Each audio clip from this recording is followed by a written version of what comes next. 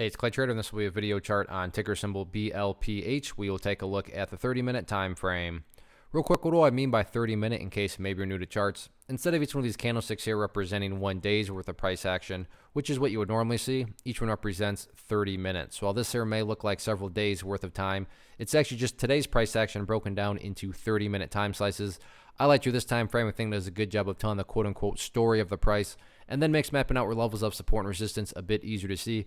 I have done this analysis before in the past. That's where these red and green line annotations are coming from, but certainly need to get things updated here after a very strong start. First thing I'm going to do is actually just a little house cleaning, get rid of these green lines here. Yes, they still pertain to the chart, but they're not really relevant. And from a presentation standpoint, I don't want to have a million lines everywhere that can cause clutter and confusion. So I just want to try to keep this analysis and presentation as clean as possible. Now, the first update that needs to happen occurs, or is based off of, I should say, a foundational principle in charting, which states when levels of resistance are broken and closed above, you want to see them act as support. So for those of you that perhaps remember the last analysis I did on this, and you remember me talking about right around $1.60 as resistance, now that the price is above it, you would want to see it act as support. And actually, to zoom back in, it's already happened a couple of times. So a classic example of resistance turning into support. You can see a few different occasions. Bears try to press down below there, but the bulls did a fantastic job of holding strong. So $1.60, definitely the ideal level, meaning, hey, Clay, what make this chart look the best going forward?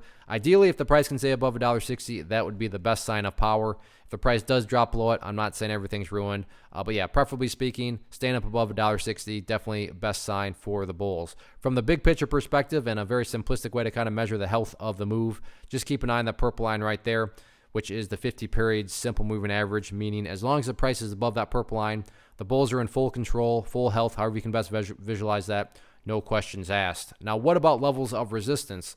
If this upwards move is going to continue, where are some of these potential battlegrounds at? For this, I'm going to go to another time frame, because I think it's, yeah, there we go. Because it's been a while since the price has been this high. So let's see, there it is. I don't know what that level is, though. Next key level of resistance. Oh, is that where the price bounced off of today? Right there at $1.80, and that makes perfect sense. Why do I say that makes perfect sense? Well, you look back here, and right there is where the price got rejected from, and then that's right where the price got rejected from today. So I should map out another level low. If the price can break through that $1.80, next key level, I'm going to call up there at the $2. Oh, that makes it easy. $2. So $1.80, $2, next two key levels of resistance, but no doubt about it, as long as the price keeps on putting in these higher bases like it's been doing, then the long-term chart is going to continue to take care of itself. So the week is young, still 4 days left. We'll see how it all unfolds. One of the most popular questions I get is, hey, Clay, how do you find the stocks that you trade? So what I've done is put together this free resource guide where I talk about the tools that I use to locate stocks that I find interesting and think may have potential. So if that sounds like something that could add value to you as a trader, then by all means, click right there to get access to the guide. The guide itself is very short and to the point, and like I say, it is free. Thanks for watching. Have a good one.